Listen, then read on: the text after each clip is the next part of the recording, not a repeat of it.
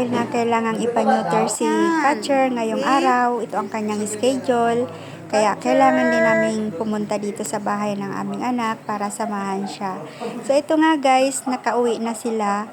At kung makikita nyo ay may cone si Catcher sa kanyang leeg. Ito ay protection para hindi niya dilaan yung kanyang sugat.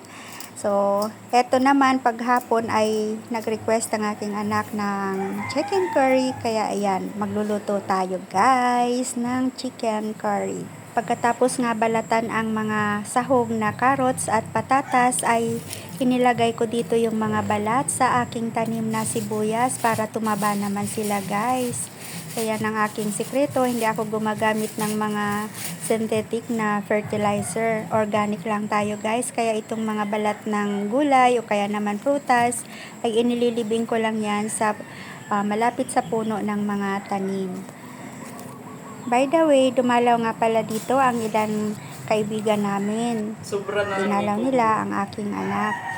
At dahil nga bagong neuter si Catcher, kaya dalawa ang pasyente namin dito. Ito nga guys, matapos na linisang mabuti ang chicken, ay isasangkot siya muna natin para maalis yung langsa. Masarap talaga pag sinasangkot siya muna ang manok bago sa direktang pagluluto. Ito ang gagamitin natin guys, ginger saka bawang.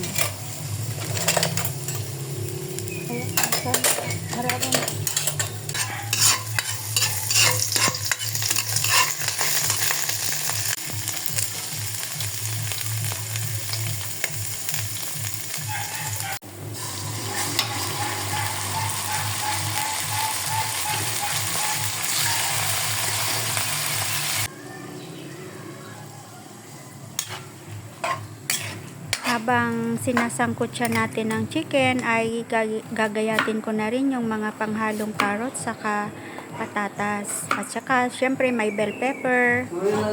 Uli na lang kay Catcher oh. Ha? Uli na lang oh. Langgana.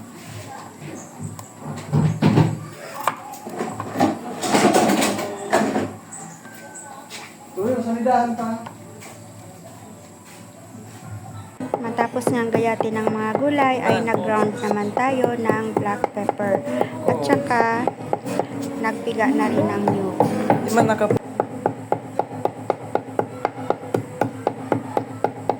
So ayan nga guys, lagyan na natin ng niyog, ng gata.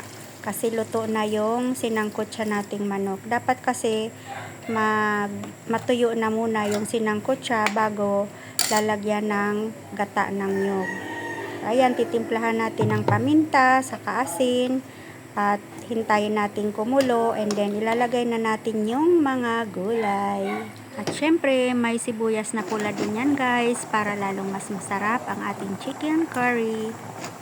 Kaya naglagay na rin tayo ng patatas. Uunahin kong ilagay yung mga patatas kasi mas matagal tong maluto. Ayan, may nakasabay pang isang carrot pero tatanggalin ko muna yan guys. Pag medyo malambot na ang patatas ay ilalagay na natin yung carrots, saka ang pinakahuling ilalagay natin ay yung bell pepper.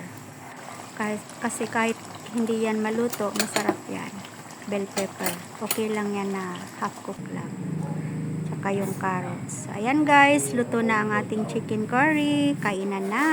Thank you for watching. Bye. See you soon.